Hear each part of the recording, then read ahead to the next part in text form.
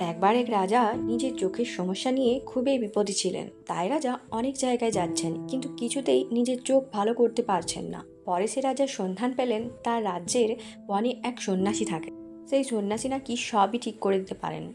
তারপর রাজা গেল সেই সন্ন্যাসীর কাছে, গিয়ে বলল, সন্ন্যাসী, আমার চোখের সমস্যা ঠিক করে দিন। সন্ন্যাসী বলল, রাজামশাই, আমি আপনার চোখের সমস্যা বুঝতে পেরেছি। তাই আপনি এক কাজ করুন, এখন থেকে সব লাল জিনিসের উপর চোখ রাখুন, শুধুমাত্র লাল রং দেখবেন, তারপর দেখবেন আপনার চোখ ঠিক হয়ে গেছে।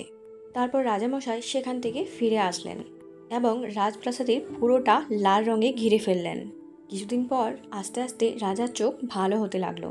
তারপর রাজা একদিন খুশি হয়ে তার সৈন্যদলকে বলল, যাও, সে সন্ন্যাসীকে নিয়ে এসো, আমি তাকে পুরস্কৃত করতে চাই। তারপর সন্ন্যাসী যখন আসলেন তখন তার সৈন্যরা তাকে বালতি ভর্তি লাল রং দিয়ে ভিজিয়ে দিলেন। ওই অবস্থায় সন্ন্যাসী রাজার কাছে গেলেন। রাজা সন্ন্যাসীকে জিজ্ঞেস করলেন, কেমন আছেন?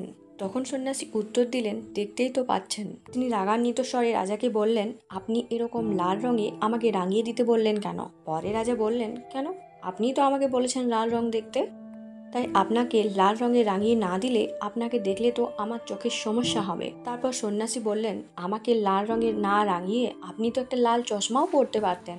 তখন রাজা বললেন, আরে সত্যি তো। রাজা লজ্জায় পড়ে গেলেন।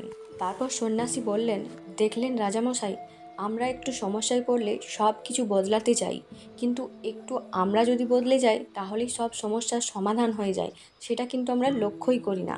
আমরা নিজেদের অনেক সমস্যাগুলো চাইলে নিজেদের মধ্যে সামান্য একটু পরিবর্তন এনে সেগুলো সমাধান করতে পারি, কিন্তু আমরা সেটা করি না।